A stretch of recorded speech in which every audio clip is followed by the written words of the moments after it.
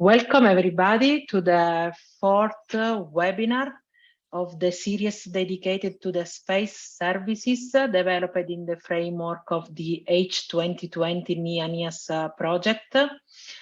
And today we are going to present the service named CAESAR and AstroML. That are tailored for astronomical source finding in the era of the SKA, the Square Kilometer Array. And today the speakers will be Cristobal Bordiu and Renato Sortino from Istituto Nazionale di Astrofisica, and Renato is from the University of Catania. So let us start with Cristobal Bordiu. I will stop my sharing, and then Cristobal, you can start and share your screen. Now we can see. Thank you. Thank you, Eva, for your introduction. I will present the CAESAR service. So let's start with a very basic introduction to the problem.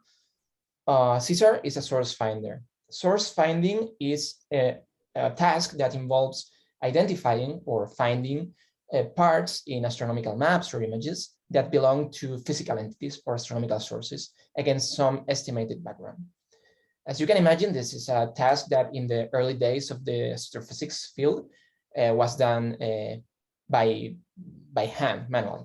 But at the current size of datasets that are greatly increasing with the advent of next generation telescopes, like for instance, the SKA, the Square Kilometer Array, this task is becoming more and more challenging because the increase in sensitivity and angular resolution that drastically increase the source density, the number of sources per square degree.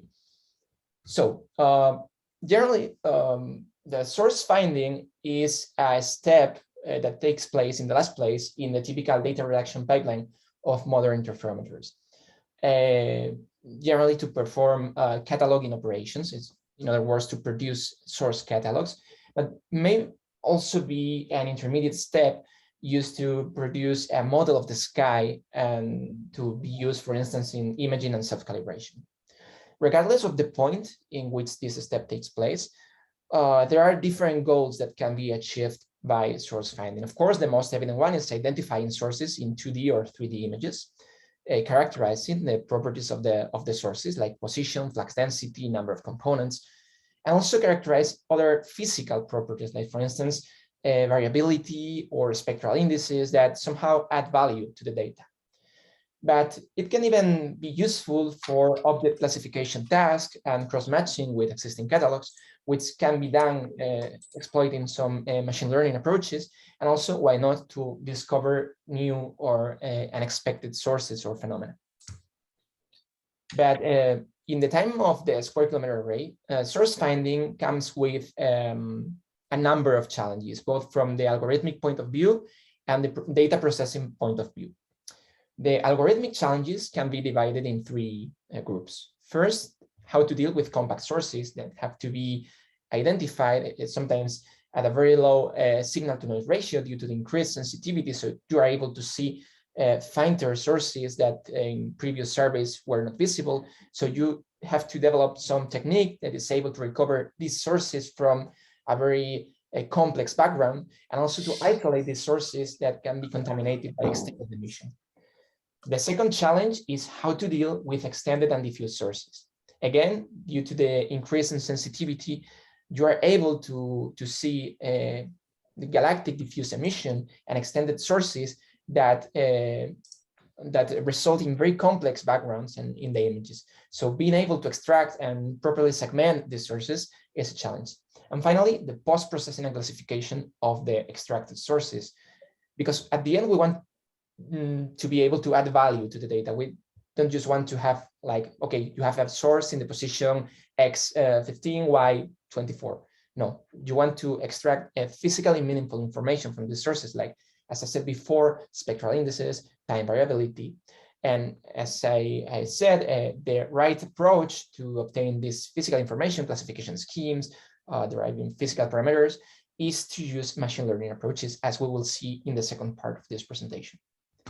And on the other hand, we have both algorithmic and computing infrastructure exploitation challenges that generally have to do with the increasing size of the images.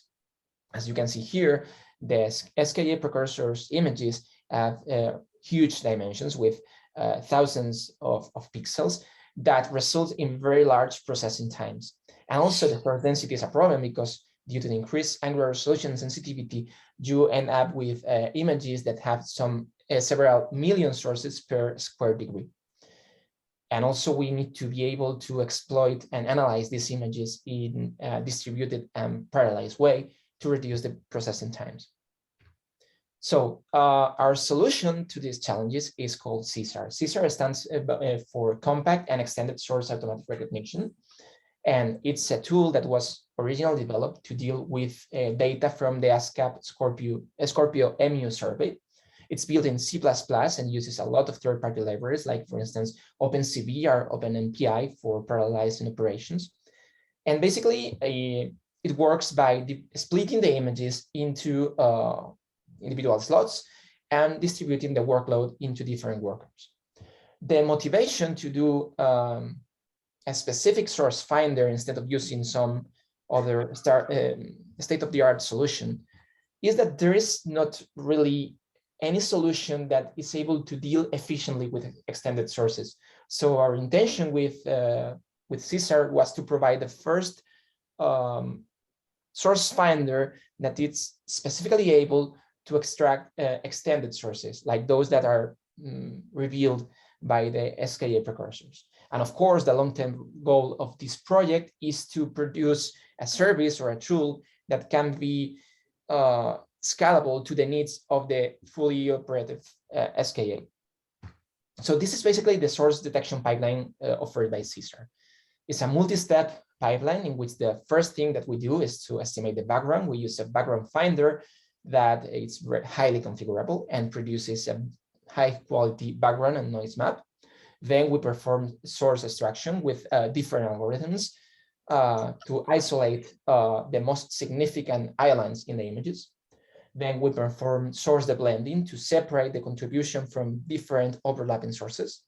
And then we perform a fitting process to extract the catalog parameters like position, flux density, and so on. And finally, of course, we have some quality check used to discard bad fittings or spurious sources that have to do with imaging artifacts instead of real physical entities. Then this pipeline is leveraged with an extended source detection step that takes a pre-filtered map in which we took the output from the previous pipeline to remove the compact sources. And then we analyze the image, searching for segmented extended sources used to produce a source segmentation. And this is providing very good results in the SKA precursor data.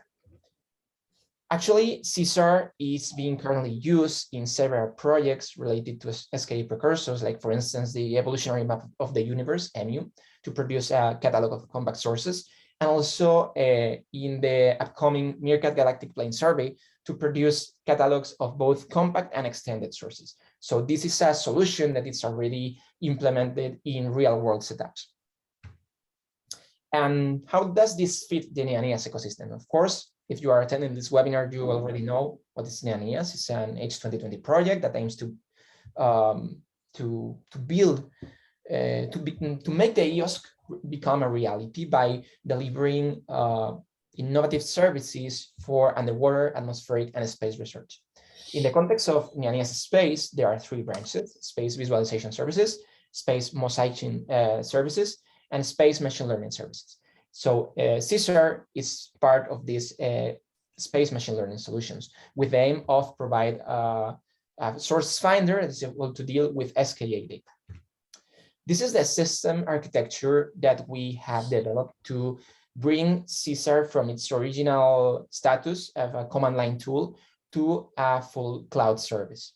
It's an architecture based on Kubernetes in which there is a job scheduler that distributes different tasks among workers, and everything is seamlessly integrated with the NEANIAS core services, like, for instance, authentication, login, accounting, monitoring, and so on. and also integrated with other space services, like, for instance, the galactic visual analysis tool that was presented in a previous webinar. As you can see here, the architecture provides 2 entry points for the user. So there are 2 ways to use the service. First, in an interactive way, using a dedicated web interface that is built on Django, and then programmatically through a REST API based on Flask. Here you have the endpoints in case you want to try the service, but the way of working is very similar. And finally, I would like to remark that we are still in the development phase, and we are trying to make the service more reliable and scalable. So we are continuously performing benchmarking tests to ensure that our architecture is able to deal with the needs of, for instance, the SK regional centers, dealing with images of the size of Meerkat and ASCAP data. And the results so far are quite promising. If you want to know more technical details about the service and the architecture, I invite you to read this paper that we published last year, in which both the architecture and the service features are detailed. So I leave here the full reference in case you want to consult it. And now it's time to see the service in movement. So this is basically the login screen. So you can log in the service using the NEANIAS SSO, using, for instance, a Google account. And once you log in, you see this dashboard in which you can see some general stats about the service usage. And then from the Manage Data tab, you can manage your files, the files that you have uploaded to the service. So for instance, you can choose to upload a new image from a certain region of the sky. Of course, this takes some time depending on the file size. You can also add some tags for easier identification of the files. And once the file is uploaded, you just have to start analyzing it by submitting a job. So you go to the Submit Job tab on the left menu. And here you can choose the image that you have uploaded. Then you can choose among different source finders because, well, this user interface integrates different source finders, not only CAESAR, but also other state-of-the-art solutions like AGN or CATEX, each one with its own parameters. You can configure the source finding job to your needs, like specifying how do you want to deal with the background or with the extraction of compact sources. Finally, you can add some tag and you submit the job. And after a few moments, that of course the time depends on the size of the image, you will be seeing the results in this table. You can either download the results or preview them in the user interface, like a segmented map and a catalog of sources with physical parameters. And that's basically it from my side. So in case you are you have any questions, please don't hesitate to ask me, or if you want, you can wait to the end of the second part of the presentation that now my colleague Renato will present. Thank you so much.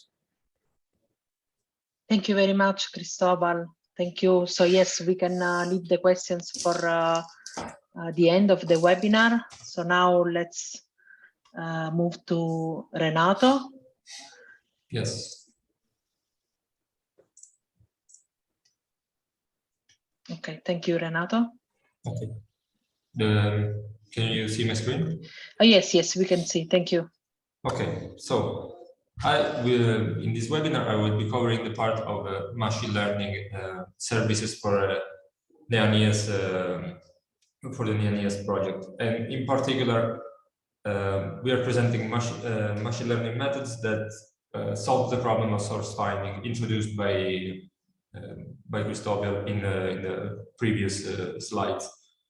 So we are basically aiming to locate compact and extended sources inside radio astronomical images. Now, some of the pros of using machine learning to operate source finding is to automate the repetitive task of manually annotating each object in the image, and also to have maybe a more a prediction, localization based more on the global and local features of the image instead of just using algorithmic procedures on pixel values. Some of the drawbacks of these approaches is that the deep learning approaches require a lot of annotated data, which is not easy to get, especially in the radio astronomical field. And also it can be sensitive to biases and the dataset and class imbalances that can mislead training somehow. As a dataset to train this model, we used different data coming from different surveys such as ASCAP and Radio Galaxy Zoo, and they are divided in this way. So we have a lot of compact sources that we identify as just source, a smaller number of galaxies which are basically extended sources, and a small fraction of side lobes, which are artifacts produced by the acquisition instrumentation. These are some samples of the training data that we used. So we normalized the images using a z-scale with contrast of 0.3. And here we can see in yellow some galaxies, point sources, and in red we can see some side lobes around a point source. Now, the AstroML service for the NEANIAS project comprehends two different models to perform source detection that use two different approaches, deep learning approaches. So we have Maskr CNN that uses an object detection algorithm, and tiramisu that uses a semantic segmentation algorithm. We will see briefly what's the difference between the two approaches. So Maskr CNN basically is an object detector that uses is a two-stage detectors that uses a backbone, a CNN backbone that extracts features from the input image, and then uses a region proposal network that proposes a series of regions of interest where the objects in the image could be located, and then this output combined with the features, the feature map extracted from the original image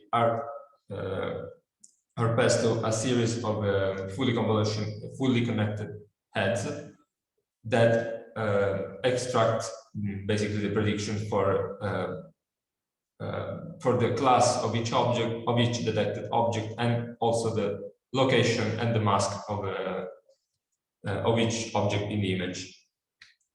And here we can see some visual results where the model can perform fine in the examples above, while it can also happen to misclassify some objects, like the element here in blue, which is misclassified as a source while it should be a side lobe, or the galaxy on the bottom right, which should be also side lobes, I think. Going to the semantic segmentation model, tiramisu is a unit-based model which performs semantic segmentation. So semantic segmentation differs from object detection also in the task, because object detection predicts bounding boxes and classes for each object in the image, while semantic segmentation predicts a whole mask for the input image, where the mask is just a matrix with the same dimension of the input image, where each value of the matrix is the class of the associated to each pixel. So in the mask we will have something like yes, a segmentation mask with all the objects classified by pixel. And tiramisu replicates the architecture of UNet, adding some improvements like the employing of dense nets in each block of the UNet, and also employing a skip connection like the original version of the UNet. And here we can see some results which seem a bit more accurate with respect to the previous example. Also, maybe it overshoots in the prediction of some side lobes samples. Here we briefly can see some quantitative results, and we can see that even if mass CNN can be graded in recall, meaning that we can spot more actual objects with respect to tiramisu. This last one does so with more precision. So let's go to the practical usage of the NEANIAS machine learning services. So first of all, we will need to log in, as we saw. The procedure is the same as we saw for the CISO services. Just the link is different. Here is the link if you want to try it. You can also always log in with your Google credentials, and you will be sent to this page where you can choose one of the two services from here. But actually, you can choose either of the two, because you can access them. You can access to independently. So once we access, for example, let's say we access tiramisu, we will be sent to the home page, and here in the top left, we can, by clicking on the folder icon, we will see the folder structure. We can enter then the example tiramisu, and we will have two demos, where the first demo is runs by running a Python script, while the second one contains a Jupyter notebook. So let's see first the script execution. Inside the folder demo1, we have a README which describes how to execute the script, and we can specify in the command two additional arguments, where with I we specify which input image we want to predict the mask, and with the -O we can select where we want to put the output, so the predicted image. So we can choose from the launcher. We can choose the terminal icon and launch the command that we saw in the README. So we will need to also in the terminal, we will need to navigate to the demo1 folder, and then launch the command that we saw in the README. Inside the sample input, we have 15 sample images that which you can use to compute inference.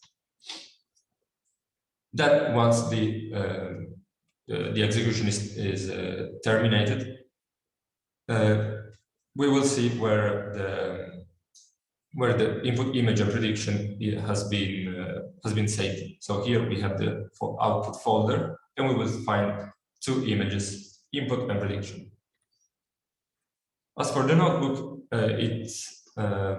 it's more intuitive, we can say, because we have directly the code that we can execute cell by cell, and either with the two commands that are highlighted at the top, or also with Control-Enter or Shift-Enter. And the pro of using a notebook is also that you can modify you can directly modify the code cell by cell, and without re-executing the whole code. And also another advantage is that you can see directly in the notebook the output image, so it allows for more immediate visualization. Additionally, you can also load your own input images that you want to predict the inference to by using our model. And this is done by clicking on the upload icon on the top. And you can select from your own files what the input image that you want to use, and then what changes with in the commands or in the notebook is just the path to the input image, which is either on the command here on the argument I, or in the image path variable if we use the notebook. Finally, to log out, in this case, we will need to go in this icon in the sidebar and click on Hub Control Panel. This will send us to this page, and we will just click on Stop My Server. And after, we can restart it and choose another service, just like we did when we did the login the first time. Thank you. For other questions or further discussion, you can send me also an email at this address. Thank you very much, Renato. Thank you. I thank again the speakers. Thank you, Cristobal and Renato. And I thank all the people for participating to the webinar. I just remind you that we will have the final webinar on the NEANIAS Space Services the 27th on Adam Space. And thank you. If you want to see again, the presentation will be available in the next days on the NEANIAS YouTube channel. Thank you and bye-bye.